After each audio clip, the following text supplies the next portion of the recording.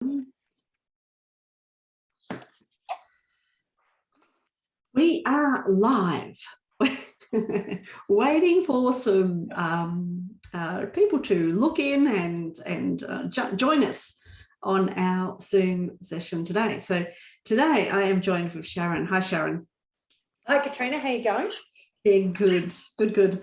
Always wonderful to chat with you and have you on the Power Hour and anything that we do. We have a lot of fun. Yes, sure. And we've got a nice lot of activities that we've done in the past. So it's let me just admit Jacqueline. So excuse me. So today we are going to be talking about how to interview potential employees. So it's a big topic, HR and finding staff and finding the right staff and doing the right thing, like, making sure that we put them on, we induct them, onboard them correctly, test them correctly. So there's a lot to this particular topic that we can surely talk about. And of course, in my bookkeeping business, I had up to 8 staff. And they were rotating. They didn't, turn over that quickly, but, there were times where, there was more than 8 that I've obviously interviewed and hired and done it in different ways and tested them, skills tested them, got them from different sources as well. But, having the questions, what to do in the interview is, it's critical to have all of that planned and prepared before you sit down in front of an employee. So I know, Sharon, that you have, you were saying that that was your job in hiring staff and looking after your big bookkeeping team. I love the stories that you tell around your bookkeeping team. And so tell me a little bit about your involvement in your bookkeeping business that you were working with your sister-in-law, and the employees and, the relationship you had and the job that you were doing, just to frame up, I suppose, what we're going to talk about. Yeah, Katrina, it was a bit of a baptism of fire, actually. So, my clients, I talk with my clients and bookkeepers over the years where they there's a lot of fear around hiring team, right? So, hi, Tanya, how you going? And you've got to, I think it's always nice to put yourself in somebody else's shoes. Like, if you're fearful of something and you think, oh, but it must have been easy for them. I think, if you think about, I'm not a bookkeeper and I was taking people through the skills test. Tanya was in West Africa and I had to get it right? I had to get good bookkeepers. So it was a big weight on my shoulders of, making sure I got somebody that was good. So I just can't, I know I bat on all the time about the system and pure bookkeeping and Debbie, how she helped me through that whole process. But I really just followed the system. Every single template for the phone interviews and the steps that we took to recruit somebody in the skills test. I just didn't miss anything. I made sure I ticked every little box. And I think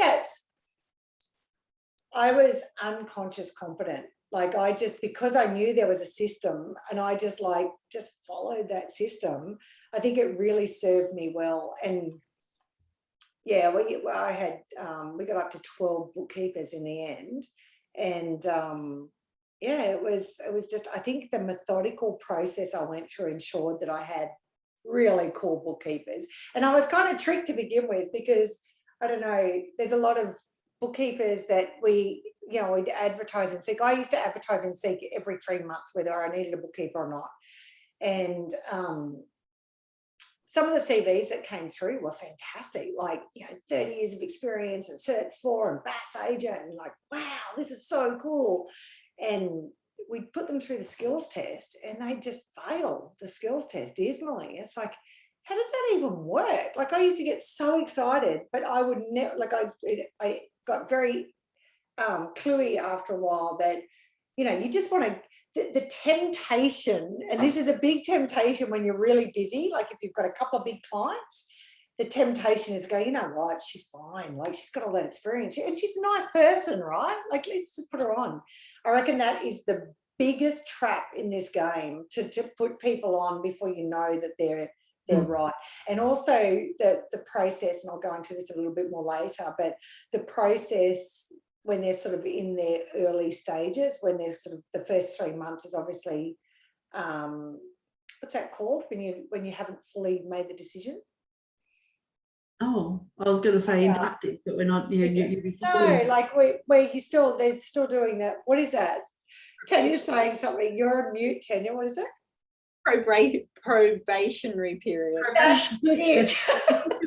So that was the word on the tip of my tongue. So I would always say, look, there's going to be a probationary period, and we'll see how we go in that first 100 billable hours, because I only ever hired contractors, so they kind of had to prove themselves in that time. So again, that was another little test to see if they were okay. So yeah, it's an area of your business that can really make or break, the scaling quickly sort of side. So I think it's worth it to put in the time and effort, and it is. I mean, it takes a lot of time and effort recruiting good bookkeepers, but gee whiz, it's worth it. When you get good bookkeepers, it just makes your life so much easier.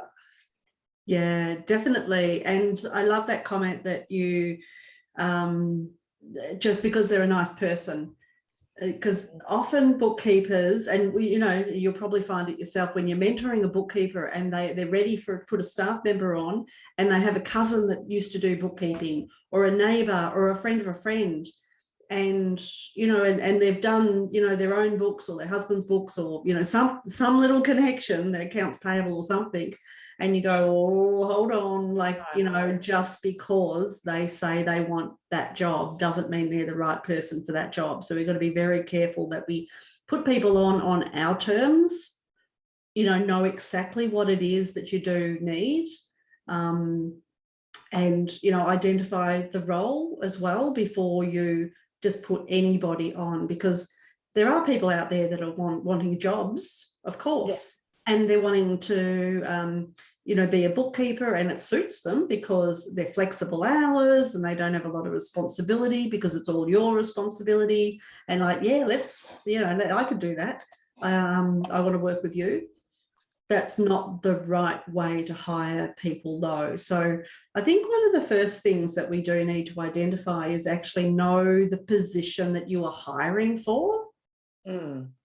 And it's an exercise that, I go through with my mentoring clients about, what exactly is the role. So if we identify all of the work in your business and find out where it all sits and who is all doing it, because just because you have extra hours to hire for doesn't mean that you're hiring a person just for those hours.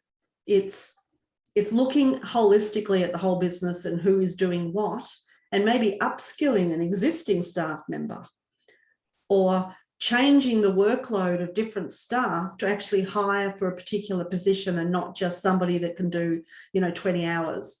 So it's being a little bit more strategic in the thinking and the planning of knowing that position, knowing what the person that you do want to fill that position is. So Sharon, you mentioned that you hire put our Seek ad out every 3 months. How did you know, firstly, when you were needing a staff member? And secondly, how did you identify the person that you did need? Was there a strategic thinking behind it in terms, I need a level 2, or I need a BAS agent, or I need these different roles? Did you have a strategic thinking around that as well? Yeah, so the every 3 months thing was just like the balance between what I did was like sales and marketing and HR. So I was either doing either of those. So I knew work would be coming in, and sometimes there'd be a dry spell for a month or so with work coming in, but I kind of didn't allow that to affect how often I'd recruit. So quite often you can, but I've always throughout my career, I've had to have full-time jobs with, private school fees and mortgages and things. So my head is always like, I have to work full-time. But the thing that I realized really quickly, which was, it's just magic within the bookkeeping world. A lot of bookkeepers are okay to work part-time. Some are, I'm easy to be, you can build me up to whatever hours, that I need, sort of thing. Or I'd always ask the bookkeepers, how many billable hours would you like to do every week or every month? So I'd try to work towards that. But they were kind of, I sort of gave a scope of, it'll take, 2 to 3 months to get you up to your desired hours. So that gave me enough time to not allow me to panic with bringing in work. And it sort of gave them a bit of a time frame around how soon that they'd be built up. But definitely, I had like a set criteria of what I was after when, with minimum of, and it's all what Deb sort of outlined in the system, a minimum 5 years of experience, a cert for above in finance and accounting, obviously you learn all these things when you're not a bookkeeper. You learn all these things that you think a bookkeeper's a bookkeeper, right? But it's a skill to work on multiple files. So, and I know everyone here probably goes, duh, Sharon, but I didn't know that. So you've got to find bookkeepers that are used to working on multiple files, going from file to file, because, the biggest trap, it comes around a bite. You were talking before about the next door neighbour or the friend or whatever, because it seems easy because they're friendly and they're nice and you know them and they go, but the hardest thing when they don't work out, they're still your next door neighbour or your friend, and that just makes a really awkward situation. And it's just one that I didn't do. It's just too awkward because they're always there, right? And it's like, well, how do you sack your friend or your next door neighbour when you see them every day, sort of thing? So I think it's a lot easier to recruit from a pool of people you don't know, and then you can be a lot more professional around what you're looking for. Because to hire somebody quickly just to fill a gap, I think is just fraught with danger. I think, and it's so tempting to do that when you're busy. So following, and I fell into the trap. Like, you just go, oh yeah, no, that they look good. They're an accountant and they've done bookkeeping work. Of course they're going to be great. And then you get them on, and if you haven't done the skills test, it just bites you in the butt every time. So taking them through methodical, I've written down here, be methodical, like methodically go. And I think everyone on here is in pure bookkeeping, but use the system. The system is there and it works. It's not foolproof, obviously, but there's a lot of really good steps in there to make sure that you're pretty much going to get somebody out that come through that whole process and pop out the bottom that are going to be pretty good. Yeah, so true. I'd like to ask the audience if, do you have staff? I know Helen has staff or hiring. Sandra, Jacqueline, Tanya, have you got staff? If you want to pop it into the chat or come off mute if you want to. Hi, Sandra. Hi. Talk about So I've got a new TOA staff member, which is kind of a slightly different process because she doesn't come under this 5-year experience and all that kind of stuff. But we are doing a CGAD today. Well, we're just about to do that. So that's exciting for our onshore staff member. Fantastic. So you're hiring another onshore. You've just hired your offshore. Yeah, we're hoping to do that. I'm so glad Sharon's here because I feel so proud. But I have also, as Sharon will attest, have done the old employed a friend, because I had worked with her in the same office and she seemed to be a really good worker and she wanted to start her business in bookkeeping, and I went, yeah. Just after a year, I was still explaining stuff to her and sorry, we've got to end this.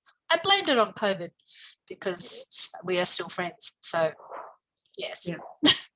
But that was really hard. That was like, it's interesting with this new girl that I've got in the Philippines. She's very bright.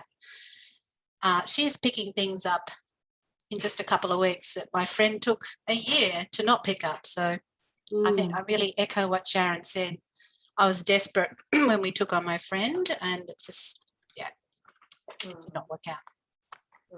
Yeah, no, it is that awkward. I also had a friend in and when I moved into an office space, and she didn't want to move into my office space, which was a good time to leave, or to, say, well, I only will have staff in my office.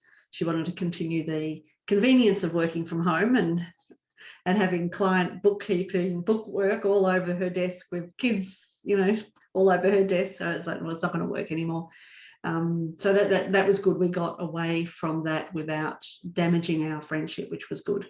But it is tricky because it is an emotional connection, and you've got to be very strategic the way that you do talk, that conversation, that awkward conversation that you're having with them. So yeah, that's awesome. So you're do you have any questions in relation to hiring your onshore staff, and what the process that you're going through that we can cover off today? Not particularly, only because we've been having many discussions, haven't we, Sharon? Yeah. Many courageous discussions. Many discussions. But I'm sure someone will have questions that I haven't even thought of yet. So yeah, I'm keen to. That's why I'm on here, just in case Sharon hasn't given me the full picture yet. Oh, Katrina's frozen. Oh, she is too. She'll come back in. Cool. Helen, did you want to share your journey with hiring team members? You've had a lot of experience with this. I did the same thing. Hired somebody, a family friend, but yeah, a friend of my husband's, his long-term friend's wife, and I guess I just said to him, don't ever recommend anyone else to me ever again. Not that she's not great, but it was just not, I just wanted to be able to go through the usual channels of, running an ad, asking for what I wanted, instead of being able to accommodate what someone else needed. I think that's where I fall into that trap. I hear people are wanting to get into bookkeeping, or they've done a bit of accounts, and I feel like I have to, I need to help them out, or I should help them out, because yes, I've got capacity to put them on, and I need to not do that. So I've just warned everyone. And it happens all the time. I was at the hairdressers and, I know a bookkeeper. Yeah. And I'm like, okay, she's got X, Y, and Z. Tell her to send me a resume. Otherwise, no. So it's just, I think, cutting it off now. I'm just getting better at just thinking of everything I need, and is that person going to feel all of those? And if they're not, I'm not interested. I don't want to see a resume or anything. So yeah, I think it's just trial and error. So and I reckon it's really that thing that, ultimately we want to help out, don't we? We want to be like, you hear that and you go, oh yeah, well, I've got this going, I've got work, and there's this thing I learned years ago, because we want to be nice. We want to be nice to people and help out. All of us want that, don't we? So that's where we kind of get trapped into the, the next door neighbor thing and the friend thing. But I heard this acronym for nice one time: nothing inside me cares enough, which basically means that being nice doesn't always help people, does it? And it's actually kind of being brutal around, okay, well, this is the criteria, and if you meet that criteria, you're shining here, because basically you'll do a quick induction and do the training you need to do, and then hand them over and off you go. Like what Sandra was saying now with her tower person, she said right from the beginning, this woman's really smart, Sharon. It's like, wow, this is really good. She's picking things up really quickly. It just makes your life so much easier. So then you can get out, start building up your clients, and start looking at the next recruit that's coming on. So yeah, we lost you, Katrina. Yeah, sorry about that. My internet dropped out for a minute. So yeah, apologies, but I knew you were all in good hands. Awesome. So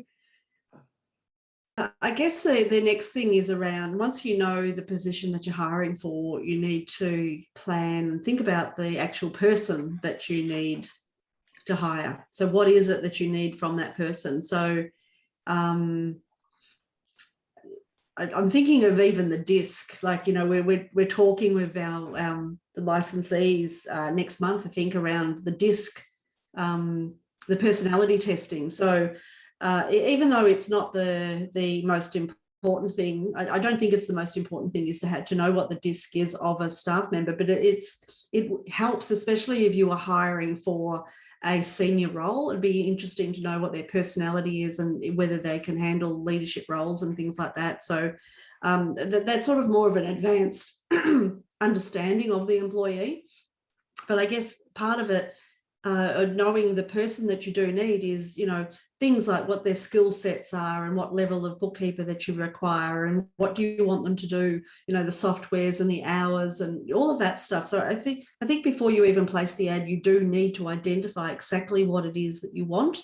You can't just mold somebody into a position. It's easier to know, what it is that you are looking for. I find, especially, and I've gone through recruitment agencies as well. If you put an ad out just wanting a part-time, it's really like, if you want part-time, which will lead into full-time, it's really hard being inconsistent or a bit unsure of what you want. It makes it a lot easier if you're putting it out to market that you want a 20-hour-a-week person or a 30-hour or a full-time person.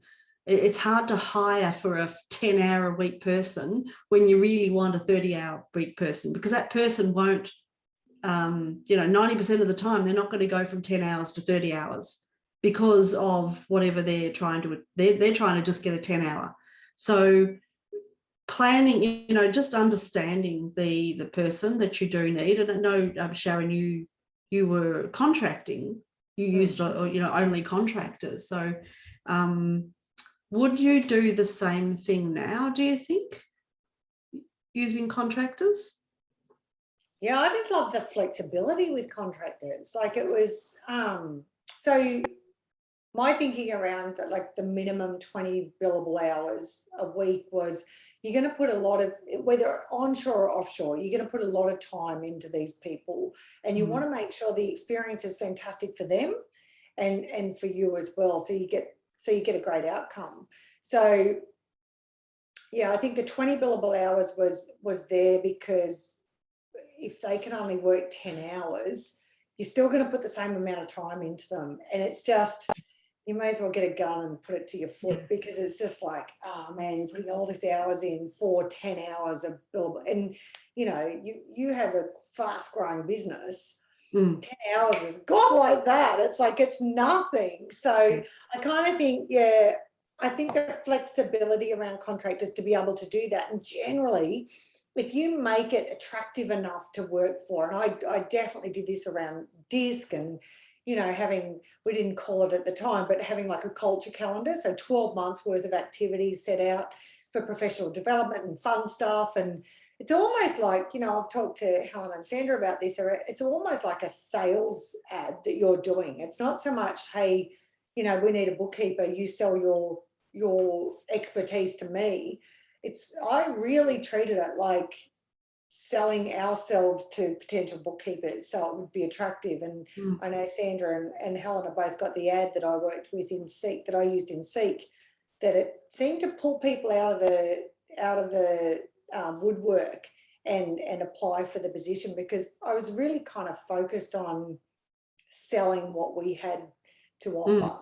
And I made it, and what was really good was that I had the criteria that Deb set out, but I also had this whole fun factor as well. It's like, this is what, we're a growing business and it's going to be fun because you'll be part of that. And it's part, it's a heartbeat of a business that you'll be part of.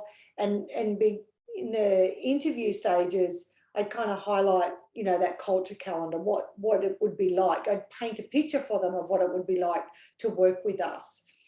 So while they were contractors, they were like employees anyway, because they started out like they worked up to the 20 billable hours, even though they had some clients. It's painful sometimes to have clients and chase money, and some of them might not be as high quality as what they like. And when you can provide good quality clients, paid on time, regular income, flexibility, it's hard to go and do this on your own if you can provide a beautiful utopia of a life for them. So I found that on the most part, not always, but on the most part, we would have them for that 30 to 35 hours a week. Yeah, that's right. So I think it's really important to realize that and learn that, like, you know, rather than going in and just wanting, I've only got enough for 8 hours and I'm going to hire an 8-hour person.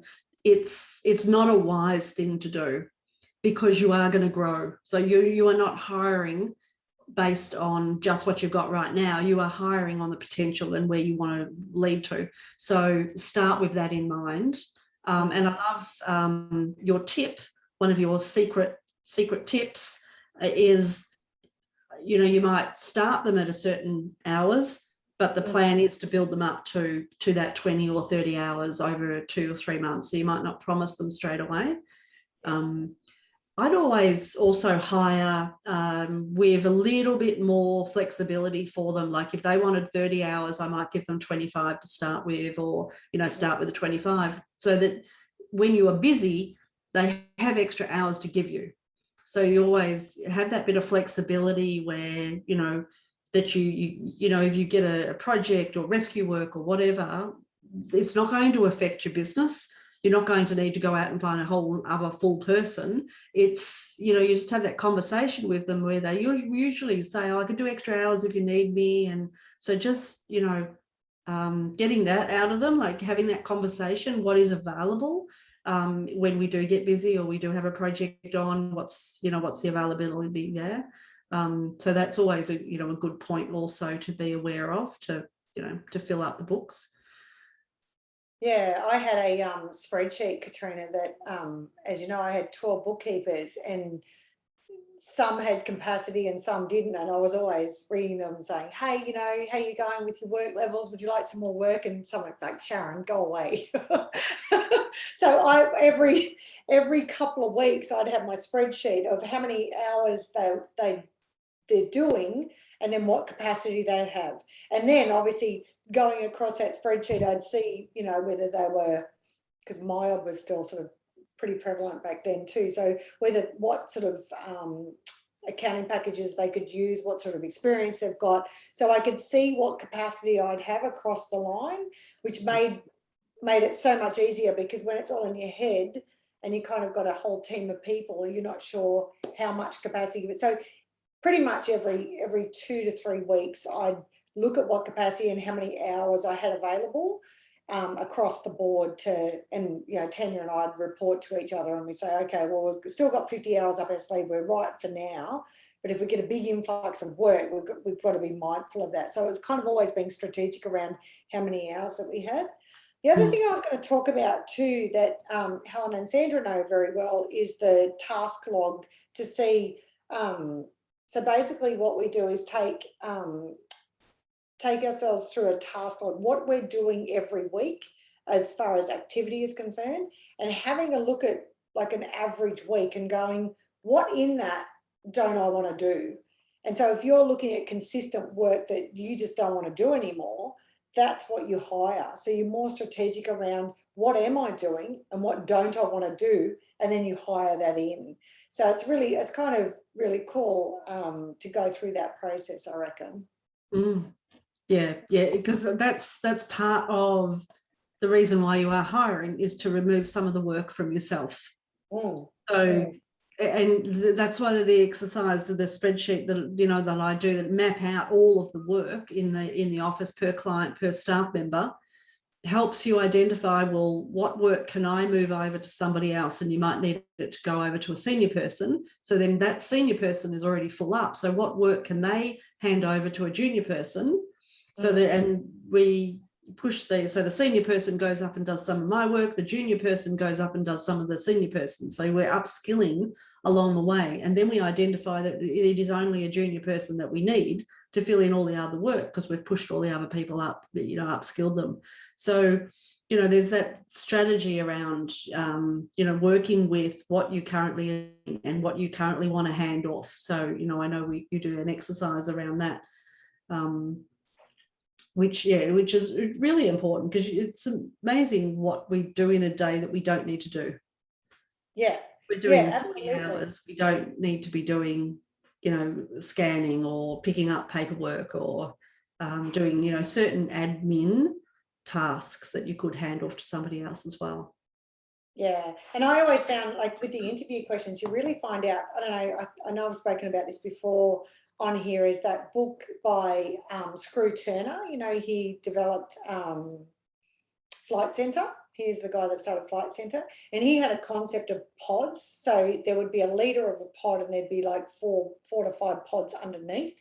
So we kind of thought that was the kind of filter we went through when we were building the teams, is like to find a leader. And so some of the questions that we go through in the interview process is like, is that something that you would like to do? Would you like to lead a team of bookkeepers? And some would go, no, I just want to do all I want to do is sit behind a computer and do bookkeeping. And you knew straight away, okay, that wasn't them. But some would go, yeah, that'd be really cool. So so then, you know, it's working them into that stage of being a leader and taking on that sort of leadership role of managing. And that was really helpful for me, especially when Tanya went to West Africa, because I had about 3 or 4 of these leaders that were really my go-to, because I didn't know, that I went to for help and guidance based on what feedback they were giving for the bookkeepers that were underneath them. So that's kind of, if you've got like questions around leadership, and I know Sandra and Helen have got that with my paperwork, the leadership questions are really good because it sort of draws out of them how much experience they've had with leaders, with being in leadership positions previously, because you don't want somebody to test out their leadership skills on your business for the first time. Yeah. You prefer to get those leadership skills coming in. Yeah, and it is really important to test them or interview them on their skills and their abilities, because they do often, bookkeepers will say that they are experts, or that they, you know, would rate themselves, you know, 9 or 10 out of 10 in terms of advanced skills. But when you do test them and they don't do it your way and they don't do it correctly, but that's all they know. Because I know with softwares, you only know what you know. You don't know what you don't know. So it's very prevalent for bookkeepers that have been doing it for years, doing it the wrong way. You're not realising and not knowing until they are tested or asked.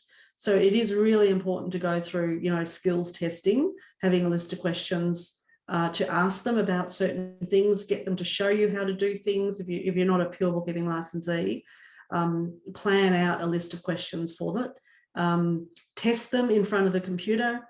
And make sure that they're not slow. Like, you know, I used to test potentials and watch them and say, well, where is this, and how do you do this, and what do you do here? And they would go, oh, gee, Maya must have moved that screen. Like, you know, they'd be they would come out with. It's just like, really? You know, oh, this is very different to what I used to do. And like, you know, yeah, I'm a 10 out of 10. You'd pull up some questions that not necessarily that you want them to fail in, but for them to understand that either they don't know all of the answers, so they're not 10 out of 10, or that you are leading into areas where they need training in. Yeah. So, and that's what the skills test does. When with the pure bookkeeping skills test will score them, and they might not know all the answers, but it gives you the ability to go, okay, in this area you're weak and we will test you up. So we might start you on a lower rate, or we might increase your rate, or, you know, put you on the right pay rate when you reach this level. So you've got that as, you know, the ability to negotiate, or just have a plan, a training plan, that if you join, you know, my firm, I will train you up to be that 10 out of 10 in you know, in best practice. So it's, you know, and on top of the skills testing is what you were saying in relation to the personality. So, and the culture. So I used to take my potential, if I felt that they passed the skills test and I felt that they are going up to the next level, I would take them to a coffee shop and have a coffee and just have a chat about the role, about them. You know, we'd see if we were, you know, a good fit, you know, what their cultural, you know, the personality of them, to see if they do fit culturally within your business. And you'd also find out more information that you really strictly can't ask in an interview. getting some feedback about, you know, their family and their personal life, and, you know, whether that's going to sit in with the business, and whether, you know, they go away every year in July for 6 months, or, you know, whatever.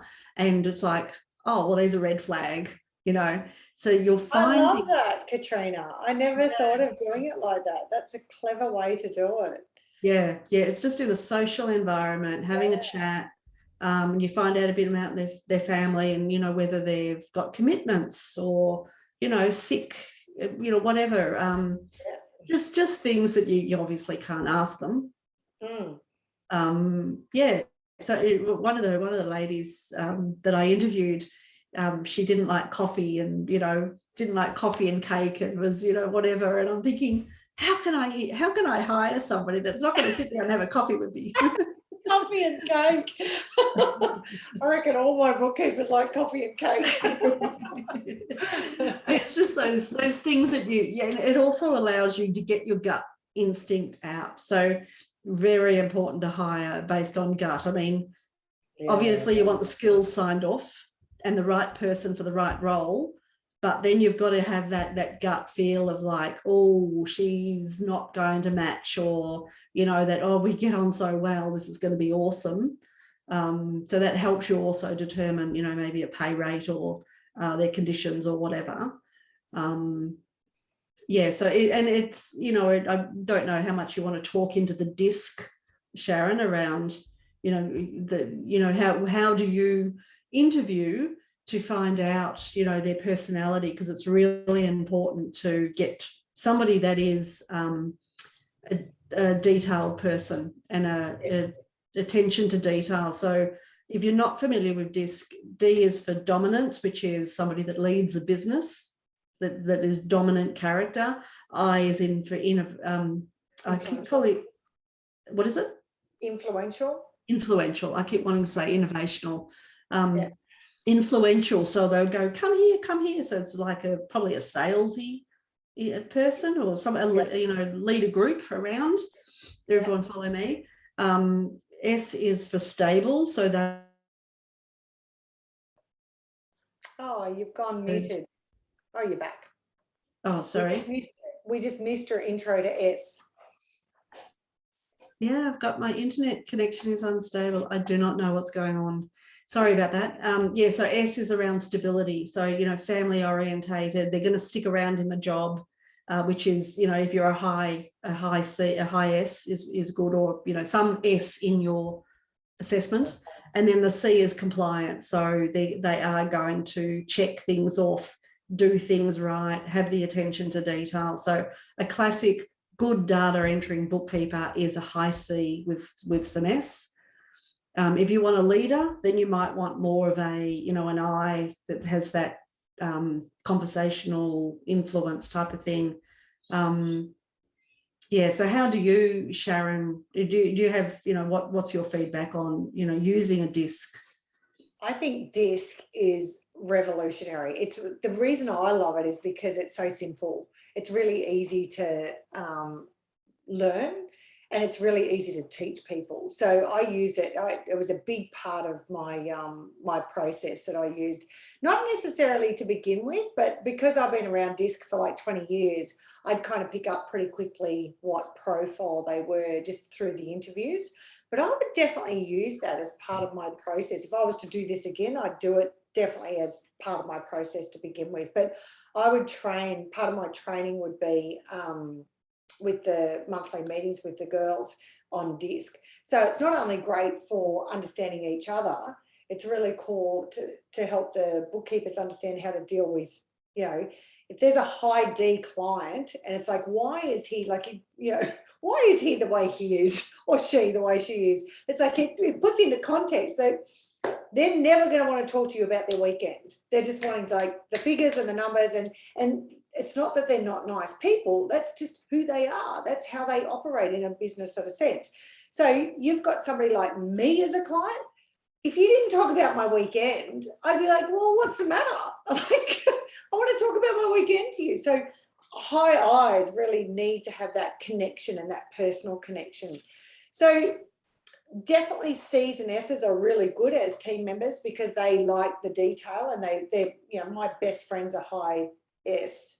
She was in the same job for like 20 plus years as a legal secretary. Happy, like she wasn't overly happy all the time, but like pretty much not unhappy enough to leave. So like classic high S, same situation for 20 plus years. So they're the kind of people that you want as your team, as you know, building a bookkeeping business. High C's and S's are fantastic.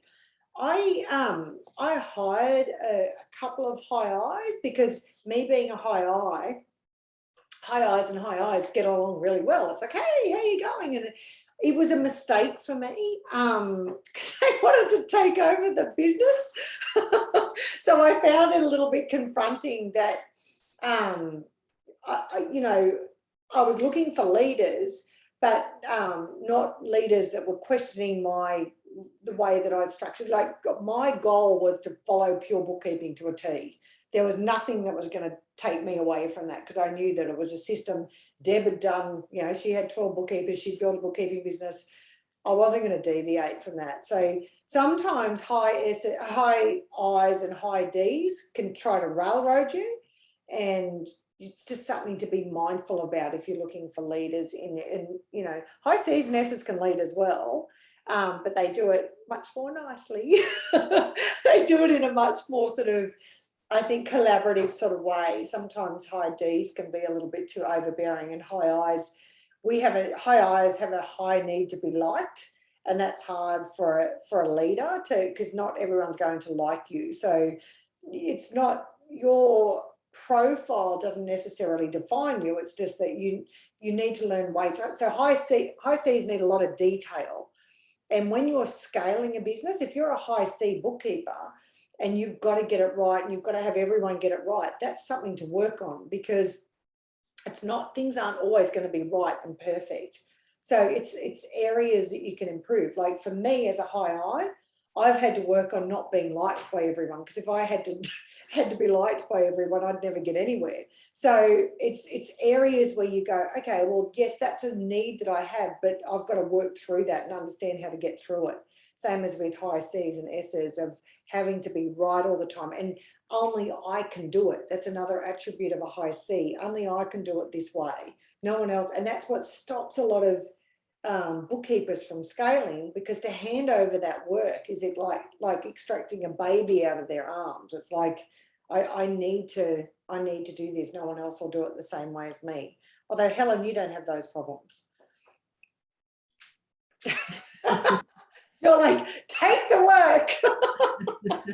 What are you? What were you again? You're a high. I have no idea. Yeah, I think when we did that scaling and I listed all my tasks and all the things that come in and all the things I do during the day, and I looked at the whole sheet and I just thought, I don't want to do any of this. I just don't want to do it.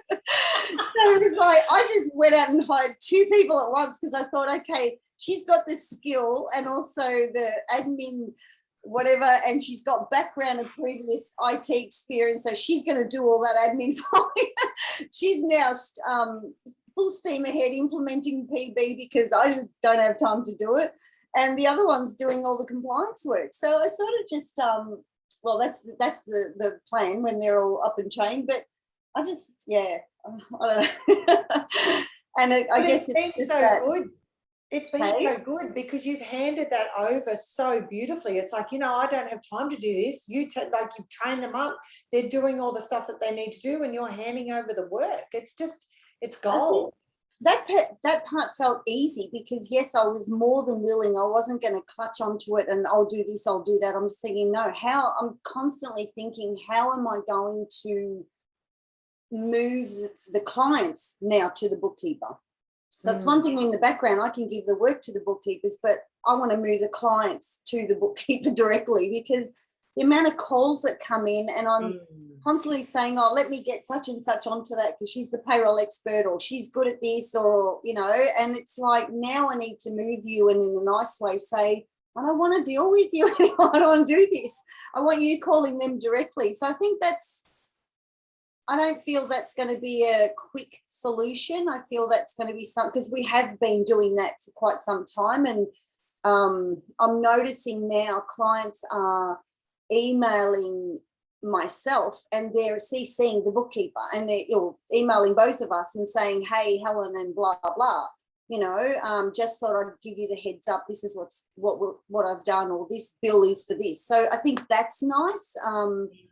And, I do have some clients, when I speak to them, they mention something and I say, no, that's bookkeeping. You have to ring, I'll get her to ring you and you can explain that to her. So they're getting it. It's just that transition of trying to move that on. But I guess in the interview question, what you were saying, Katrina, about little things that are red flags, I think also one thing I do look at, because I feel it is important, is also their hobbies, definitely, and their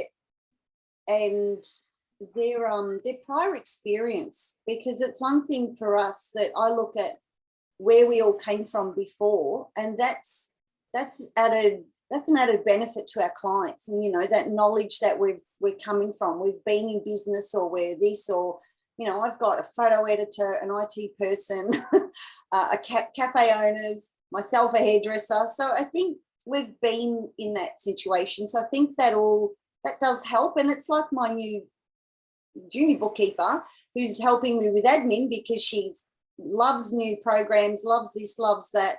And IT, her background is IT. Her husband has an IT business. So just in the onboarding, something wasn't working. So, hubby gets on the phone and says, can I help? I'm like, great. This is what I'm trying to do. So it was just, I think all that helps. It helps also run your business too. So, yeah. Yeah. You do find, a lot of extra information about the people. I definitely hired a bookkeeper who had no bookkeeping experience other than working at a bank. But after work, she used to run plays, so she'd organise the lighting. So we got technology. She'd organise, the actors and, the staging. So she's got organisational skills. So she had a lot of extra things that came to the table. If it was just a bank person, you wouldn't be expecting her to do any type of bookkeeping, but because of the other skills and the work ethic, that was one of the biggest things that I hired her for. And, she was more of a senior person as well, which, you go, well, you wouldn't necessarily build your business on longevity based on hiring senior, the 55, 60, because that they're not going to be there for, more than 10 years type of thing. But it worked in my favor because of her work ethic and, all of her experiences that she brought to the table. And I could train her up in doing the bookkeeping. So, putting her through a Cert 4 and all of that. Knowing, so you're looking for a staff member that isn't just necessarily a bookkeeper, because I wanted her to be my admin and run the business and, those type of things. So it was a different need for me. So it goes right back to our very first part of the conversation. Know the position that you're hiring for, so that the person that you want, the skills. And often you might hire for a different software or a different app that they have experience in. So don't just hire what hire for skills that you don't know, so that you can bring that into your business as well. So you're expanding your serviceability and your offering. So is there, just wondering for the audience, if you've got any comments that you would like to make, or any questions that you've got? Anything that you want us to cover off on? No, and there's nothing over in Facebook land, no questions over there. No. So love to hear from you around feedback from today. What have you learned today? What is one of your favorite things that you've heard today or learned? If you want to pop it up into either the chat or over on the Facebook post. love to get some feedback. There was a lot of secret sources that I think Sharon added. So just, just some little comments that you don't even think about, or hiring and, knowing that they're, going to increase their hours, just some little things that, I don't need to hire for a 30 hour. I can hire at 20 and build you up to 30. So even though you want 30, we have to negotiate. We've got 2 months to get you up to 30.